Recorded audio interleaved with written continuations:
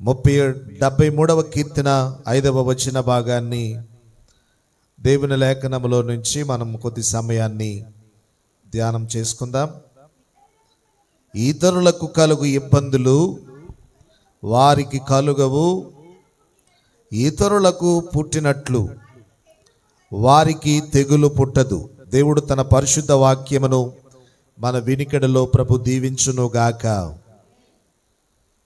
దేవుని లేఖనములో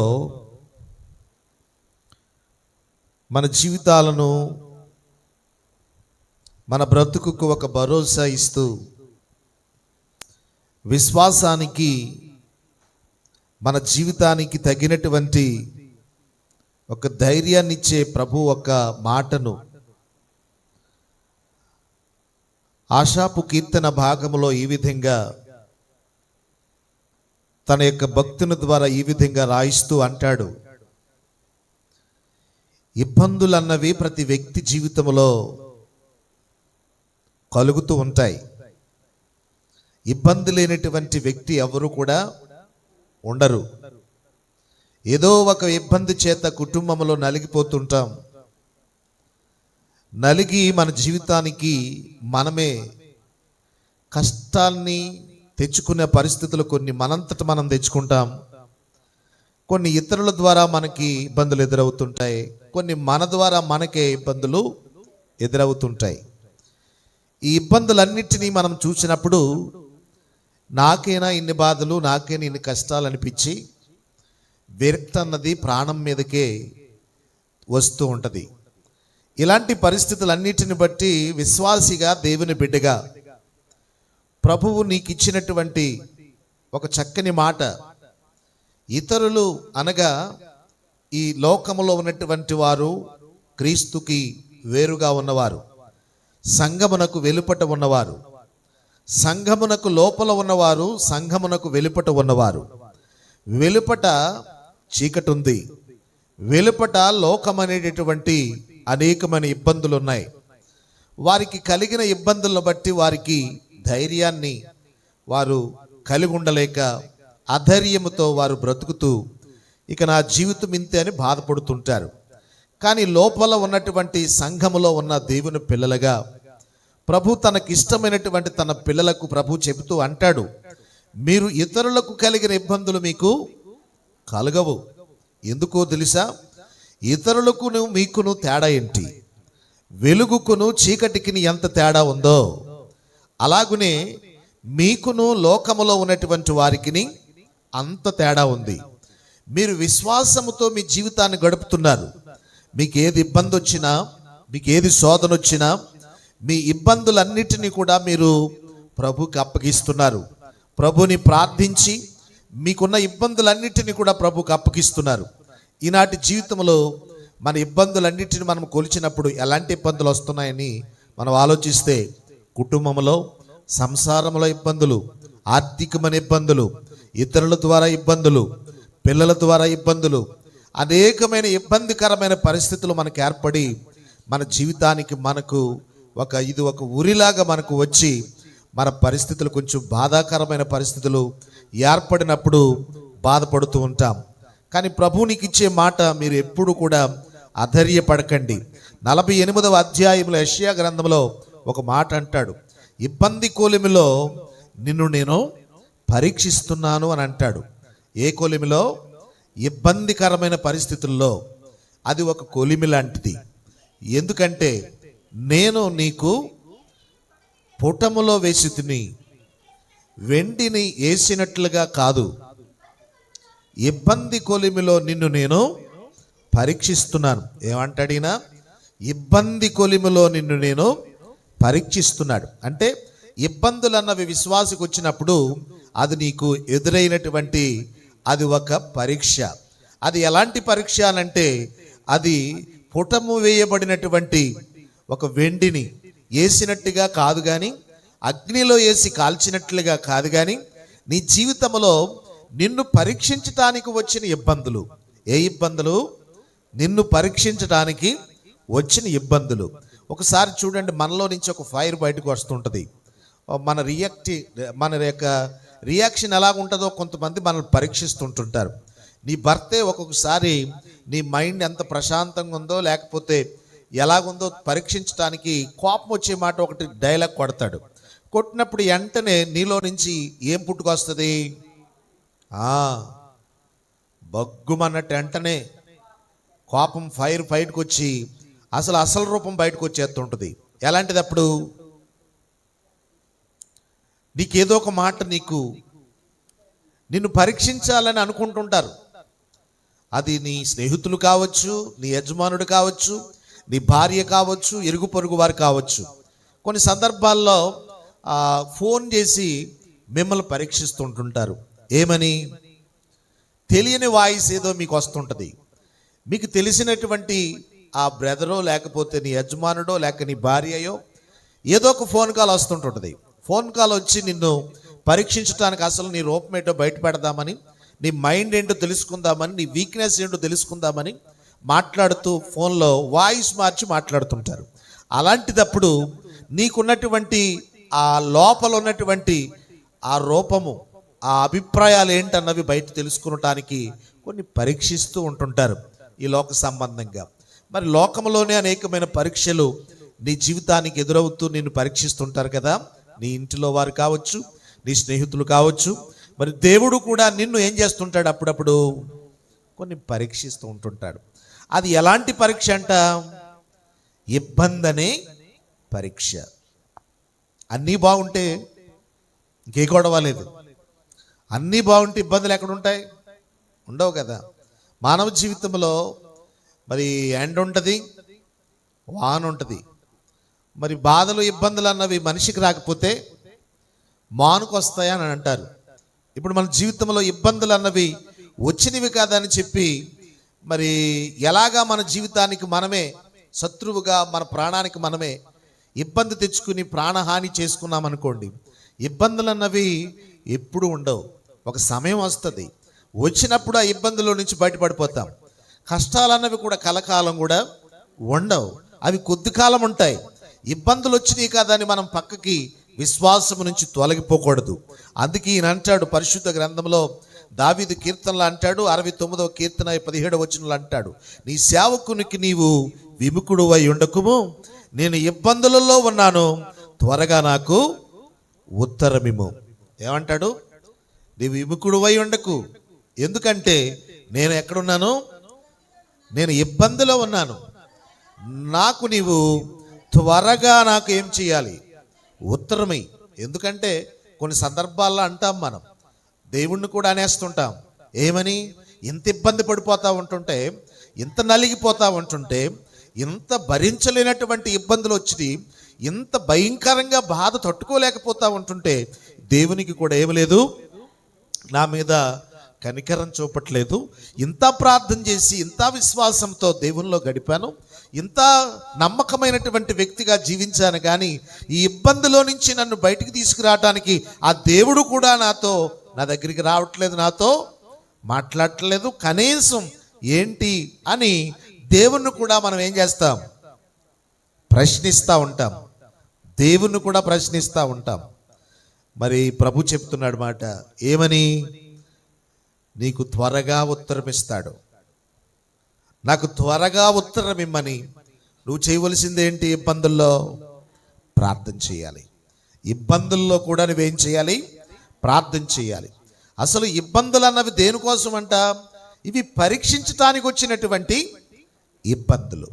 నిన్ను పరీక్షించటానికి వచ్చినటువంటి ఈ ఇబ్బందులను బట్టి నువ్వు త్వరగా దిగజారిపోయేటటువంటి అవిశ్వాసంలోనికి వెళ్ళకూడదు. చాలా భక్తిగా విశ్వాసంగా పెరిగినటువంటి మరి ఒక కుటుంబం, అది ప్రవక్తల శిష్యుల్లో ఒక శిష్యుని యొక్క భార్య, ఆమెకు వచ్చినటువంటి ఇబ్బంది నిజంగా మనం అంటాం పగోళ్ళు కూడా రాకూడదంటాం. ఎందుకంటే తన యజమానుడు ఉన్నప్పుడు చాలా భయంకరమైన అప్పులు చేసి చనిపోయాడు. మనిషి యొక్క చూడండి, ఒక్కొక్క సందర్భంలో మన పిల్లలకి ఏదైతే ఉందో, అంటే మనకి ఏదైతే ఉందో మన పిల్లలకి కూడా అది ఆస్తిగా వస్తుందా రాదా? వారసత్వంగా. మరి జబ్బు ఉందనుకో, జబ్బు కూడా పిల్లలకి వారసత్వంగా వస్తుంది. మరి ఆస్తి ఉందనుకో, ఆస్తి కూడా పిల్లలకి వారసత్వంగా వస్తుంటుంది. మరి అప్పులు ఉన్నాయనుకో, అప్పులు కూడా పిల్లలకి వారసత్వంగా వస్తాయి.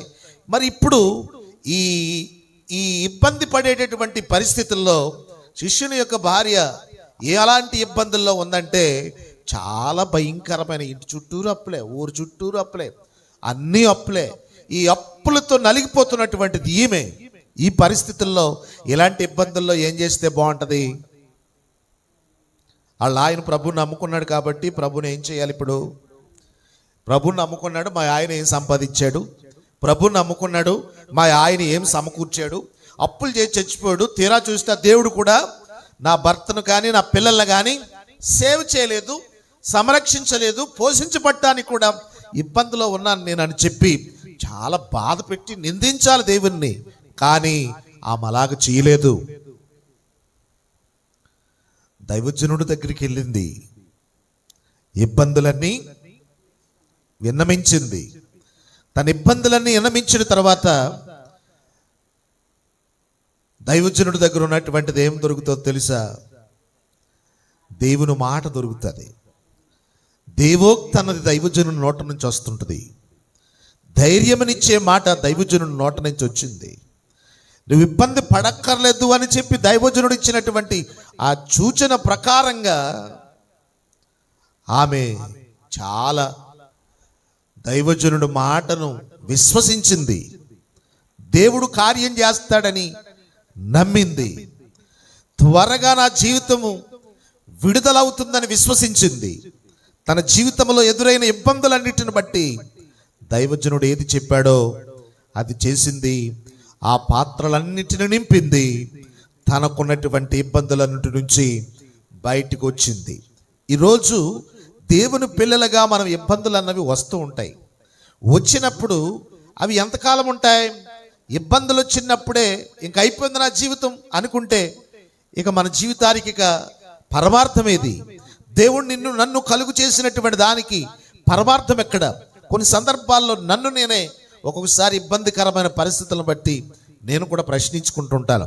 నేను కూడా నలిగిపోతూ, ఏంటి ప్రభువా ఇలాగుంది పరిస్థితి అని నలిగిపోతుంటున్నప్పుడు ప్రభు నాతో మాట్లాడుతుంటాడు. ప్రభువా, ఇబ్బంది కలిగినప్పుడల్లా నేను ప్రార్థన మర్చిపోకుండా, ప్రభు ఇది పరిస్థితి, కొంచెం నలుగుడు ఎక్కువగా ఉంటుంది, ఏం చేయాలి నాయన అని చెప్పి ప్రార్థన చేసినప్పుడు మరి దేవుడు ఏదో ఒక రీతిగా దేవుడు ధైర్యమనిచ్చి ఇబ్బందుల్లో నుంచి దేవుడు విడిపిస్తూనే ఉంటాడు తప్ప మనల్ని మాత్రం ఇబ్బందులు కొలిమిలో మాత్రం కాలిపోనివ్వడు. ఎందుకు కాలిపోనివ్వడు అంటే దేవునికి అసాధ్యమైనది ఏదియూ లేదు. ప్రభు ముందే చెప్పాడు, ఇతరులకు కలిగేటటువంటి ఇబ్బందులు నీకు కలగవు. ఇతరులకు కలిగినటువంటి ఇబ్బందులు నీకు కలగనివ్వను. ప్రభు పిల్లలుగా దేవుడు మనకిచ్చిన ఒక అభయాన్ని ప్రభు మనకి ఇచ్చాడు. నేనున్నాను, భయపడకండి అన్నాడు. నేనున్నాను, దిగులు పడకండి అన్నాడు. మనకు మనమే టెన్షన్ పెంచుకుని బీపీ రేజ్ చేసుకుంటాం. మనకు మనమే బీపీ రేజ్ చేసుకుని పిచ్చి పిచ్చిగా మాట్లాడేస్తూ ఉంటుంటాం. ఎందుకో మనకు బాధలు ఎక్కువైపోయి తట్టుకోలేని ఇబ్బందులు ఎదురవుతూ ఉంటుంటాయి. ఒక రోజున లేయా అనేటటువంటి యాకోబు భార్య, ఆమె కూడా గర్భఫలము లేక చాలా ఇబ్బంది పడిపోయింది. ఎందుకంటే తన సాటి అయినటువంటి తన సహోదరి యొక్క గర్భమును ప్రభువు ఏం చేశాడు? మూసివేశాడు. తన సహోదరి యొక్క గర్భమును తెరిచాడు. అంటే ఒకరికి ఇచ్చి ఒకరికి ఇవ్వకపోతే ఎలా ఉంటుంది? ఇద్దరికి ఇవ్వకపోతే ఏ గొడవలేదు. ఒకరికి ఇచ్చి ఒకరికి ఇవ్వకపోతే ఎలా ఉంటుంది? పక్కింటోళ్ళు బాగుండి ఈ పక్కింటోళ్ళు బాగోలేదనుకోండి, ఎలా ఉంటుంది? వాళ్ళకేంటి, నాకేంటి పరీక్ష, వాళ్ళకేంటి అని బాధపడుతుంటాం కదా. లేయా గర్భం తెరవబడింది, కానీ రాహేలు గర్భము ఏం కాలేదు, మూయబడిపోయేటప్పటికీ బాధ ఎవరికి ఉంటుంది? గర్భఫలము లేనటువంటి రాహేలుకి ఎంత బాధ అంటే చాలా బాధపడిపోతుంది. అంటే గర్భము ఫలము లేనటువంటి వాళ్ళకున్న ఇబ్బంది మామూలు ఇబ్బంది కాదు. అలాంటి ఇబ్బందుల్లో నలిగిపోతున్నటువంటి ఆ జీవితానికి ప్రభు నిజంగా తన పక్షముగా ఉన్నాడని ఎప్పుడు తెలిసిందంటే సమయం పట్టింది. ప్రతి దానికి కూడా ఏం దొరుకుతుంది చెప్పండి? సమయం దొరుకుతుంది. ప్రతి దానికి సమయం ఉంది. ప్రతి దానికి కూడా ప్రశ్నకు సమాధానం ఉంది. ప్రతి ప్రశ్నకు పరమార్థం ఉంది. ప్రతి సమయానికి కూడా దేవుడు తన చిత్తాన్ని నీ పట్ల ఉంచటానికి ప్రభు ఒక సమయం వస్తుంది. వచ్చే వరకు కూడా నువ్వు చేయవలసిన పని ఏంటో తెలుసా? నీవు కనిపెట్టాలి తప్ప తొందరపాటు అన్నది ఉండకూడదు.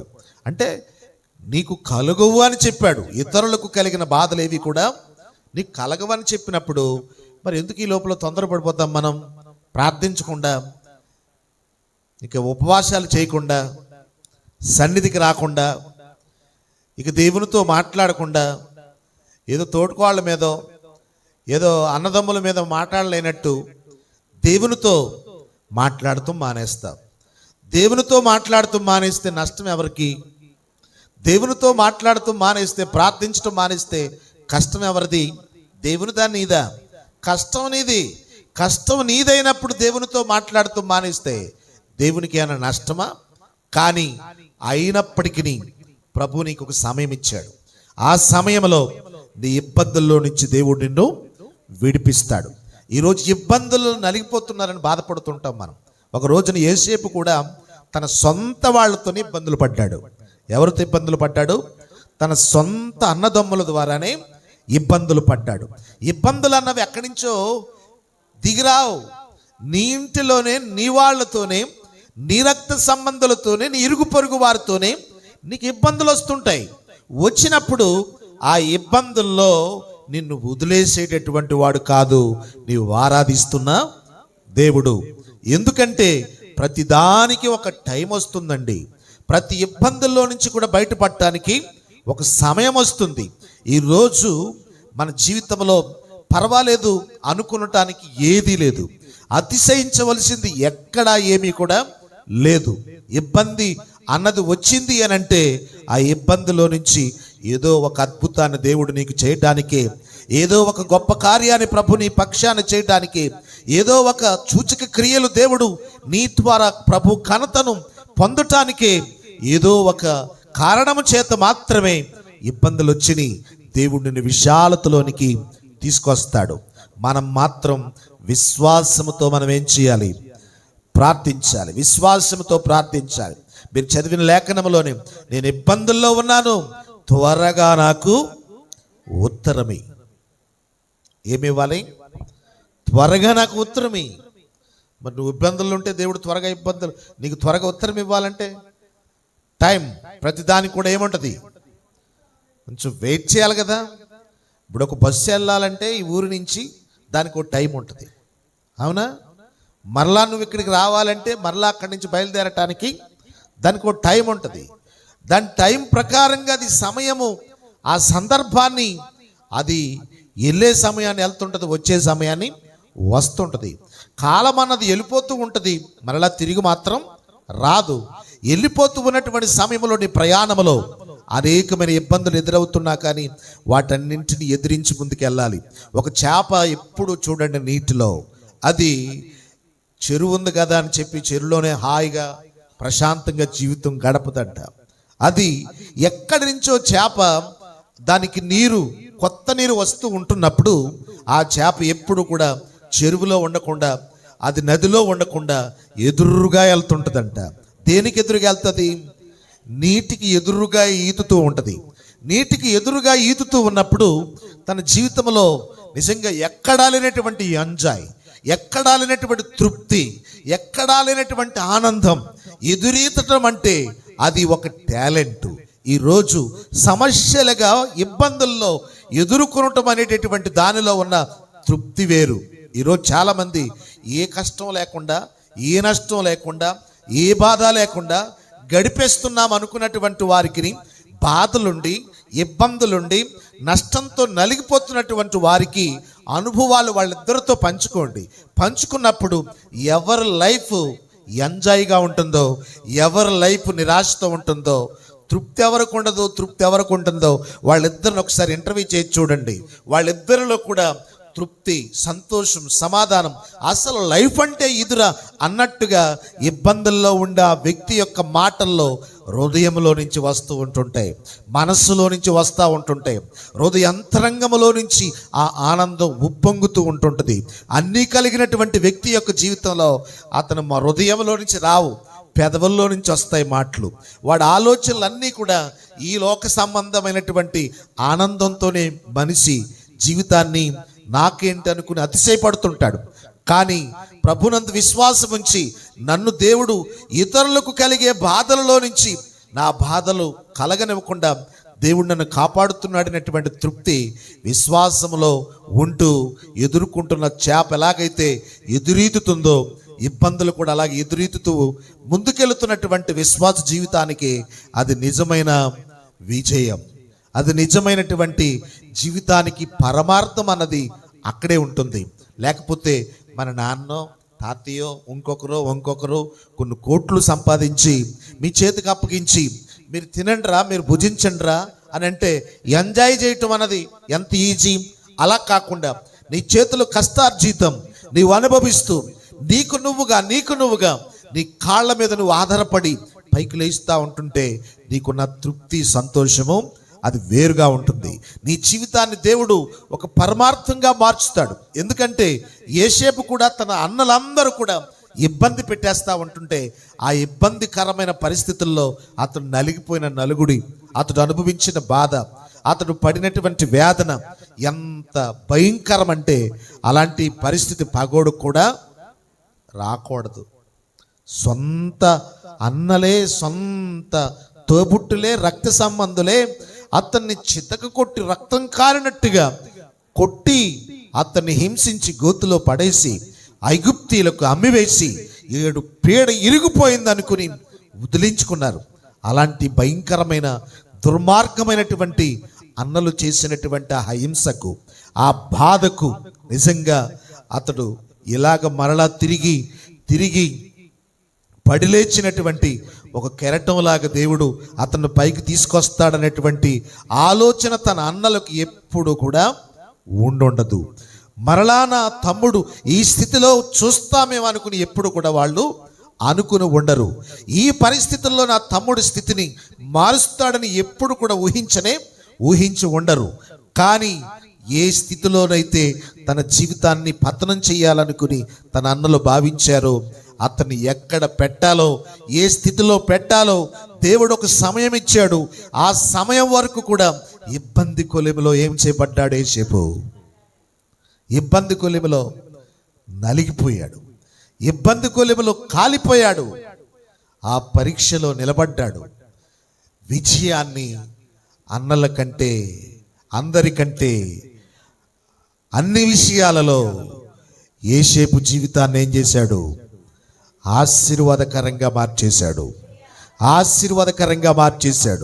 అందుకే ప్రతి విషయాన్ని కూడా మనము ఇది ఒక శాపం కిందో, ఇది ఒక పాపం కిందో, ఇది ఒక శాపగ్రస్తమైనటువంటి జీవితం కిందో నిన్ను నువ్వుగా బాధ పెట్టుకున్నట్టు అన్నది నీ అవివేకం. ఇది నాకు పరీక్ష, ఇది ప్రభువే నాకు ఇచ్చినటువంటి పరీక్ష. ఈ పరీక్షలో నాదే, నా తండ్రిదే విజయం. నేను నిలుస్తాననే ధైర్యంతో నువ్వేం చేయాలి? నిలబడాలి. ఎప్పుడైతే ఇబ్బందుల్లో నిలబడతావో ఆ ఇబ్బందుల్లో నుంచి నీకు ఒక మార్గం తెరవబడుతుంది, నీకు ఒక దారి ఏర్పరచబడుతుంది. ఆ దారి తిన్నని దారి ఉంటుంది. ఎందుకో తెలుసా? వంకర దారులంటే వెళ్ళి అనేకమైన ముళ్ళు గుచ్చుకున్నాయి. ఇప్పుడు దేవుడు నేను సరైన దారిలో నడిపించటానికి నీకొచ్చిన ఇబ్బంది అనే పరీక్షల్లో నేను నలిగి అసలైనటువంటి జీవితాన్ని అది ఎక్కడ వరకు వెళ్ళాలో నిన్ను దేవుడు అంతము వరకు కూడా నిన్ను సరైన దారిలో నడిపించటానికి, ప్రభు నిన్ను ఒక మంచి సన్మార్గంలో నడిపించటానికి.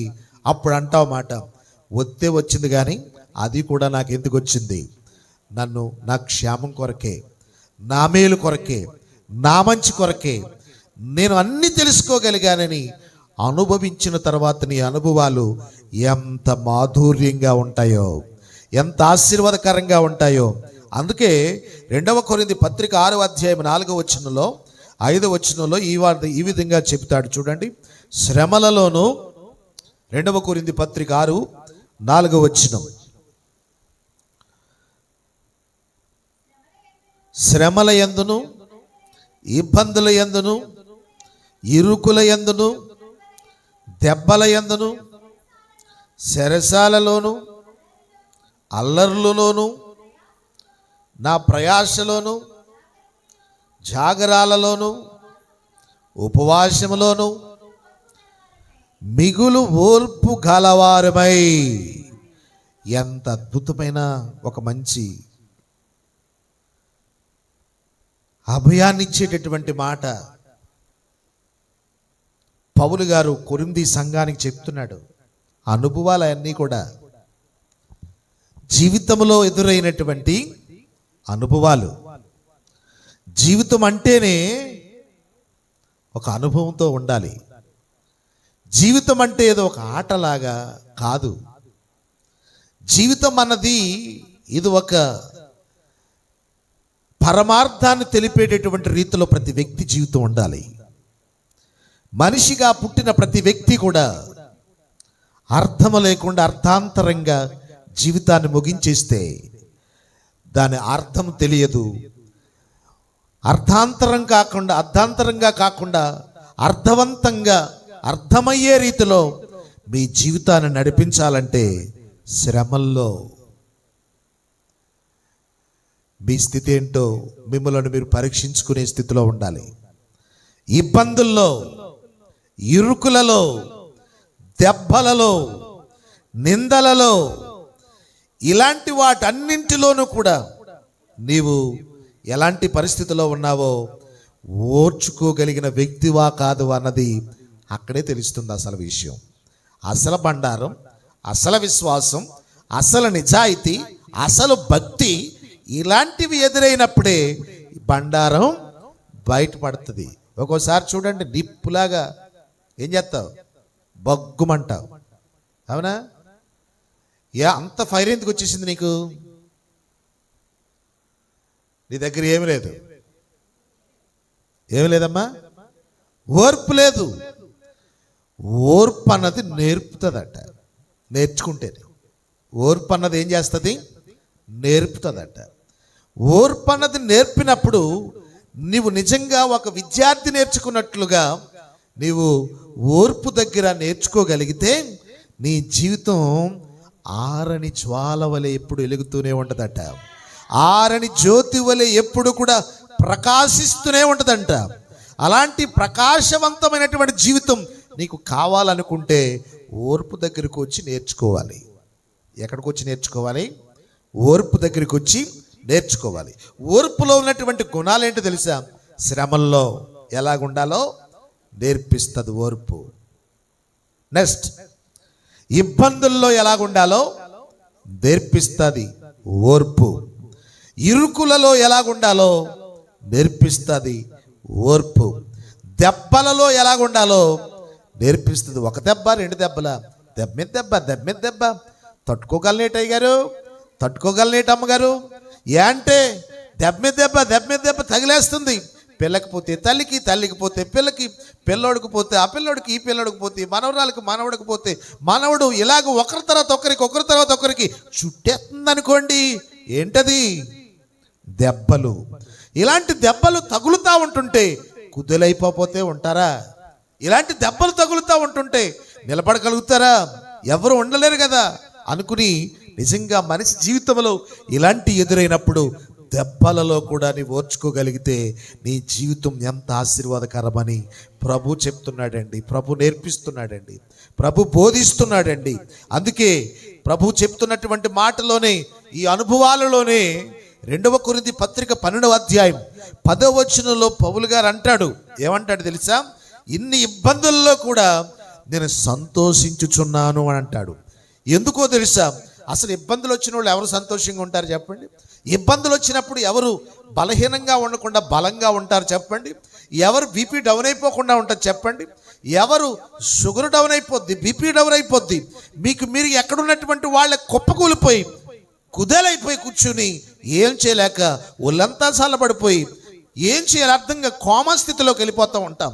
ఎలాంటిదప్పుడు నీకు ఎదురైన పరిస్థితులన్నిటిలో అలాంటిదప్పుడు ఈయన అంటాడు మాట, నేను సంతోషించుచున్నానంటాడు. పౌలు గారు ఏమంటున్నాడు? నేను సంతోషించుచున్నాను. ఎందుకో తెలుసా? నేను బలహీనుడుగా ఉన్నాను. ఇబ్బందులు బట్టి నేను ఎప్పుడైతే బలహీనుడైపోయానో, ఇబ్బందుల చేత, కష్టాల చేత, దెబ్బల చేత నాశనకరమైన స్థితి ఎదురైందని నేను బలహీనుడైపోయాను. అప్పుడే నేను బలవంతుడను. కనుక నేను ఎలాగ సంతోషించగలుగుతున్నానంటే, నేను చదవండి,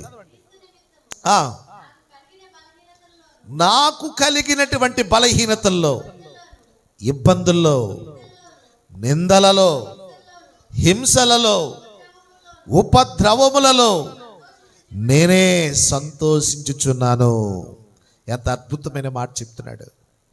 ఈరోజు చాలామంది జీవితాల్లో ఇలాంటివి వచ్చినప్పుడు సంతోషం ఎక్కడ ఉంటుంది? పిల్లలు పక్కన ఉంటే బాధేస్తాం వాళ్ళని మాట్లాడితేనే, తాతలు బాగుంటాం. మాట్లాడితే మెంటల్ వచ్చేది, మనకి మాట్లాడితే వచ్చేది మెంటల్ వచ్చేది. ఆ టయాన్ని ఇంట్లో ఎవరైనా పెద్ద చిన్న చూడడం, ఇంకా రేజింగ్ మామూలుగా ఉండదు, రేజింగ్ ఫైర్ అయిపోతుంటుంది, భయంకరంగా ఉంటుంది. కానీ ఇక్కడ ఈయనేమంటున్నాడు తెలుసా? నేను సంతోషించుచున్నాను అంటున్నాడు. అబ్బా, ఇలాంటి టాలెంట్ ఎవరికి ఉందండి? ఇలాంటి విశ్వాసం ఎవరికి ఉందండి? ఇలాంటి సందర్భం ఎవరికి ఉందండి? ఇలాంటి భక్తి ఎవరు చేయగలుగుతున్నారండి? ఇతరులకు కలిగిన ఇబ్బందులు నాకు కలగనివ్వనన్నావు కదా ప్రభువా. మరి కలగనివ్వనన్నందుకు ఇబ్బందుల కొలుములో నేను పరీక్షించబడ్డానని తెలుసుకున్నాను. శ్రమలలో కూడా, ఇబ్బందుల్లో కూడా, ఇరుకుల్లో కూడా నేను పరీక్షించబడ్డాను, ఓర్చుకున్నానని నేను తెలుసుకోగలిగాను నీ మాట ద్వారా. నేను సంతోషిస్తున్నాను ఇప్పుడు. ఎందుకంటే బాధలను బట్టి, ఇబ్బందులను బట్టి. అందుకే ఈరోజు చాలామంది జీవితాల్లో అనుకుంటూ ఉంటారు, ఏముందే బతుకు, నీకే మీ ఆయన అన్నీ తెచ్చేస్తున్నాడు, లేక మీ ఆవిడన్నీ తెచ్చేస్తుంది, లేకపోతే మీ పిల్లలకు మంచి టయానికి వచ్చారు, అన్నీ సంపాదించుకుంటున్నారు, కలిసి వచ్చిన కాలం నీకు బాగుంది, నీ బతుకు బాగుంది, మా బతుకు ఇలా మండిపోయి ఎడుతుందని ఆ అమ్మ ఈ అమ్మ అనుకుంటూ ఉంటుంటారు. అలాంటి సందర్భంలో మరో కామంటది, ఏముందే ఎంత చెట్టుకి, మాట్లాడరేంటి, ఎంత చెట్టుకి అంతే గాలి కదా అంటారు. ఒక రోజున నీకులాంటి ఒక ఆవిడ అన్నదంట, ఒక మర్రి చెట్టు కిందకి వెళ్ళి చల్లగా గాలేస్తుంది ఇలాంటి వేసవి కాలంలో, కొంచెం అక్కడ హాయిగా ఎందుకో తల వాల్చిందంట, పైకి చూస్తూ చూస్తూ అనుకుందంట, అయ్యయ్యో ఎంత పెద్ద వృక్షం ఉంది, 100 నాటి పెద్ద చెట్టుది, అంత వయసు ఉన్నటువంటి ఈ పెద్ద చెట్టుకి ఆ దేవుడికి కూడా చూసావా చిన్న కాయలు కాస్తున్నాయి. ఏమనుకుంది? ఎంత పెద్ద చెట్టుకి చిన్న కాయలు కాస్తున్నాయి. అలాగే మరొక చెట్టు దగ్గరికి వెళ్ళి చూస్తే అది చాలా చిన్న చెట్టు, పెద్ద పెద్ద కాయలు కాచేస్తా ఉన్నాయి. చూడండి, ఒకసారి చూడండి మీరు, ఈ పప్పల పనస ఏదో ఉంటుంది కదా, అదేనా? ఏ పనసలు అమ్మాయి? పనసకాయ, పప్పల పనస అంట. ఈ పనసకాయను మనం చూసినప్పుడు చెట్టు ఎంత ఉంటుంది? చాలా చిన్నగా ఉంటుంది. కాయలు ఎంత ఉంటాయి? పెద్ద పెద్దవి ఉంటుంటాయి, ఎంతంత బొండాల్లాగా ఉంటుంటాయి. అంత పెద్ద చిన్న చెట్టుకి చూసినప్పుడు ఎలా ఉంటుంది? ఇప్పుడు చెట్టేమో చిన్నది, కాయలేమో పెద్దవి, అవి మొయ్యలేనంత బరువు ఏలబడిపోతూ ఉంటుంది పాపం చెట్టు అంతానే మొయ్యలేక. ఇదేమో పెద్ద చెట్టు. ఏం చెట్టుది? మర్రి చెట్టు, చాలా పెద్దది, కానీ కాయలు ఎంత ఉంటుంటాయి? చిన్ని చిన్ని ఉంటుంటాయి. చూసారా? ఆ చెట్టు అంత పెద్ద ఉండటం పెట్టి చిన్న కాయలు కాస్తామేంటి? ఈ చెట్టు చిన్న చెట్టు ఏంటి, ఇది పెద్ద కాయలు కాస్తామేంటి? మనిషి జీవితంలో కూడా చిన్న వ్యక్తి అయినా కానీ కొన్ని సందర్భాల్లో ఇబ్బందులు ఎక్కువైపోతుంటాయి కదా, భారాలు ఎక్కువైపోతుంటాయి కదా. 70 సంవత్సరాల వయసు ఉన్నటువంటి వ్యక్తికి ఉన్న బాధలన్నీ చిన్న వయసులోనే దేవుడే టేసాడు బాబా నాకు అంటాం ఒక్కోసారి మనం. ఎంత వయసు ఉన్నటువంటి వ్యక్తులకి లేదు ఆ బాధ, కానీ చిన్న వయసులో ఉన్నటువంటి నాకే ఇన్ని ఇబ్బందులు వచ్చినాయి అని బాధపడిపోతూ ఉంటాం. కానీ ప్రభు ఒక సమయం ఇస్తున్నాడు. నీకెందుకో నిన్ను ప్రేమించి నువ్వు ఎంత మొయ్యగలవో దేవుడు నీ పట్ల అంతే నీ మీద భారం పెట్టాడు. అంత పెద్ద చెట్టు చిన్న కాయలు కాస్తుందంటే అంత ఎత్తు నుంచి పెద్ద కాయను ఎత్తి మీద పడితే ఏమైపోతావు? అంత ఎత్తు మీద నుంచి పెద్ద కాయను ఎత్తి మీద పడిందంటే ఏమవుతావు? నీడకెళ్ళి దయ్యమ్మ అక్కడే కూర్చుంటాం ఇంక మనం. అదే చిన్న చెట్టు దగ్గరికి వెళ్ళి నీడకెళ్ళి కూర్చున్నాం అనుకో, అది కింద అడింది అనుకో, అదేమవదు, ఇబ్బంది ఉండదు. అందుకే నీ జీవితానికి ఎంత మట్టుకు నువ్వు మొయ్యగలవో దేవుడు నీకు నిర్ణయించాడు. నీ జీవితానికి ఎంత మట్టుకు ఏ స్థాయిలో భరించగలవో ప్రభు నీకు ఇచ్చాడు. వాటన్నింటిని బట్టి నువ్వేం చేయాలంట? నేను సంతోషించుచున్నాను అనుకోవాలట. దానిని బట్టే నేను అతిశయిస్తున్నాను అనుకోవాలట. దానిని బట్టే నేను ఆనందిస్తున్నాను అనుకోవాలట. అలాంటి పరిస్థితుల్లో నువ్వు నిజంగా ప్రభు పట్ల ఒక ప్రత్యేకమైన ప్రణాళిక కలిగి అలాంటి పరిస్థితుల్లో కూడా ఒకటే ప్రార్థన చేయాలట. దావీదు ప్రార్థన చేసినట్లుగా, నేను ఇబ్బందులలో ఉన్నాను ప్రభువా, త్వరగా నాకు ఉత్తరమే. ఎక్కడున్నా